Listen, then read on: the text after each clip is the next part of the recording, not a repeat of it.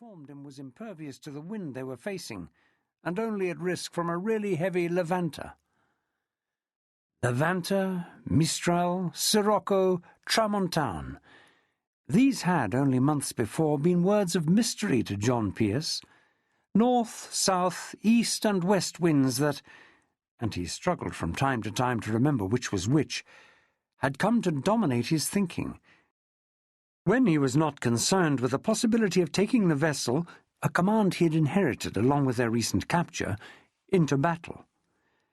Above his head there was a man lashed to the mainmast cap, swaying through an arc of some 30 feet, eyes peeled on the disturbed horizon for any sign of an enemy vessel. Safety lay ahead, with the British fleet laying in the roadstead off Toulon. Lord Hood, the C&C, had taken over the town and harbour, as well as the French fleet, with the active connivance of the majority of the citizenry and leading elements of the French navy. But that did not mean here, in the offing, some unknown enemy might not lurk. A frigate, perhaps, keeping watch, for there were known to be several enemy warships that had been at sea when Toulon surrendered. Seeing 2 vessels of a much lighter draught, one of them with the British ensign flying above a tricolour, evidence of a taken prize, they could perhaps risk an opportunity to make an easy capture. "All hands to wear ship!" shouted Neame, his trumpet aimed at the sodden companionway that led below. It was an unenthusiastic crew that tumbled up onto the deck, but they went to their stations without orders as Neame yelled once more in his commanding officer's ear, "I feel an easing, sir." Pearce was startled and surprised, but he nodded in what he considered the required fashion. If Neame had detected something he had signally failed to interpret, he was not about to argue with him. Yet was he right? Was the screaming note as the wind whistled through the rigging just a little less oppressive? His mind had wandered, his concentration slipped, and Pearce silently cursed himself for it. He had been thinking of what lay ahead, of the revenge he would take on Ralph Barclay, a man he considered a bitter enemy, rather than what was happening here and now.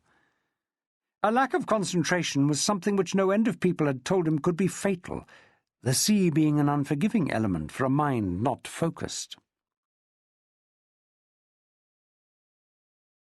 "Lord Hood wishes HMS Brilliant to be kept in the inner harbour, Captain Barclay. That is all I can tell you." Vice Admiral Sir William Hotham helped himself to a slice of melon from the plate before him, a handkerchief at the ready to catch the juice which escaped from the corner of his mouth. The whole act of eating such a ripe piece of fruit made more risky by the way HMS Britannia, despite her twin anchors and the protection of the mountains which cut off the worst of the wind, was pitching and rolling on a heavy sea. Ralph Barclay, in hearing what had just been said, was incensed, but it would never do to show any dissent to a man on whom he depended for so much. "I am obliged to ask, sir, what purpose can a frigate serve in such a situation?" "We cannot—" Hotham paused and wiped his lips. "We cannot get one of our own capital ships into the inner harbour. It would smack to our recently acquired allies of distrust." "Well-placed distrust, sir, if I may say."